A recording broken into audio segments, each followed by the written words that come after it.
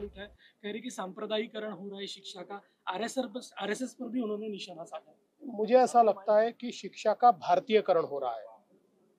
अंग्रेजों ने जिस शिक्षा का मैकॉलेकरण किया और हमारे देश को गुलाम बनाने के लिए मैकॉले का पत्र है कि जब तक यहाँ की शिक्षा पद्धति को हम बदलेंगे नहीं तब तक हम भारत पर राज नहीं कर सकते।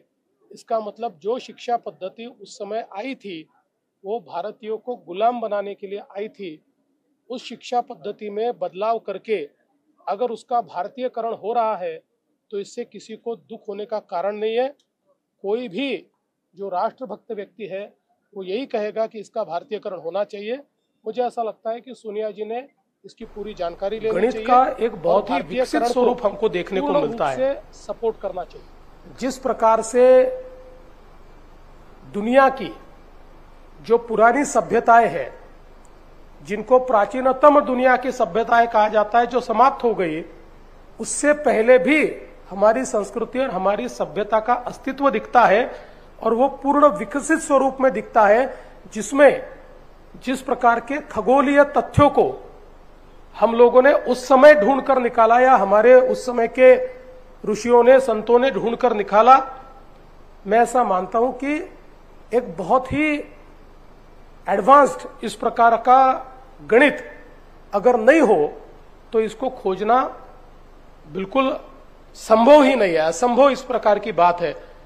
और हर प्रकार के शास्त्र जो हमारे पुराने सारे सभ्यता में, हमारी संस्कृति में विकसित स्वरूप में दिखते हैं, इन सारे शास्त्रों की नींव ये गणित से रखी हुई दिखाई पड़ती है।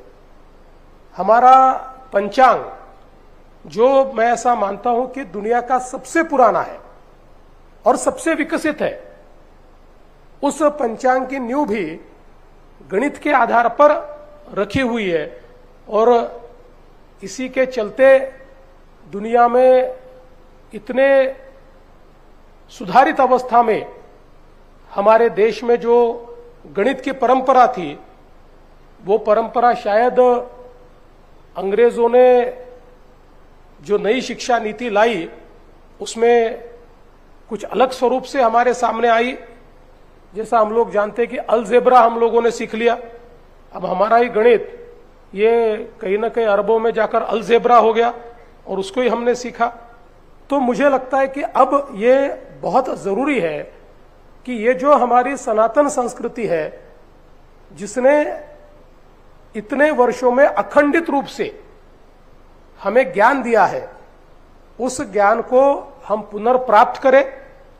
उस ज्ञान को केवल हमारे लिए नहीं तो दुनिया के कल्याण के लिए हम उसका इस्तेमाल करें। हम लोग ये कहते हैं कि हम लोग सारे नैनो की ओर जा रहे हैं, बड़ी बड़ी चीजें नहीं, सब सूक्ष्म इस प्रकार से सारा ज्ञान तैयार हो रहा है। ये जो अल्गोरिदम की बात हम कहते हैं, मैं ऐसा मानता हूं कि अगर हमारे वेदों के ज्ञान को हम देखें तो अल्गोरिदम से अलग नहीं है, वो उसी प्रकार के वैश्विक अल्गोरिदम के आधार पर तैयार किया हुआ ज्ञान है। और मुझे ऐसा लगता है कि जो हमारे विद्वान हैं आज वो लोग इसको सामने लाने की कोशिश कर रहे हैं। मैं आज के इस कार्यक्रम को बहुत बहुत शुभकामनाएं देता हूं और धन्यवाद देता हूं कि ये बहुत अच्छा कार्यक्रम यहां पर हो रहा है। ये पुस्तकों का विमोचन यहां पर हो रहा है और इससे एक नई शुरुआत हम लोग कर पाएंगे। मैं आज के इस मौके पर काळे जी, शैलेश जी, आपको ये भी कहना चाहता हूं कि हम लोग वैदिक गणित में गुणवत्ता केंद्र शुरू करें और अगर यहां पर आप उस केंद्र को शुरू करना चाहते हैं तो महाराष्ट्र सरकार उसमें आपको मदद करेगी और हम लोग एक सेंटर ऑफ एक्सेलेंस, एक गुणवत्ता केंद्र इन वैदिक गणित ये यहां पर शुरू करेंगे। और साथ साथ ये जो एक ज्ञान का अनुपम खजाना आपने आज समर्पित किया है, उसको महाराष्ट्र के हमारे विद्यार्थियों तक, स्टेट बोर्ड के भी विद्यार्थियों तक कैसे पहुंचाया जाए, इसका प्रयास मैं करूंगा। उस बारे में एक व्यवस्था को कायम करने की कोशिश हम निश्चित रूप से करेंगे।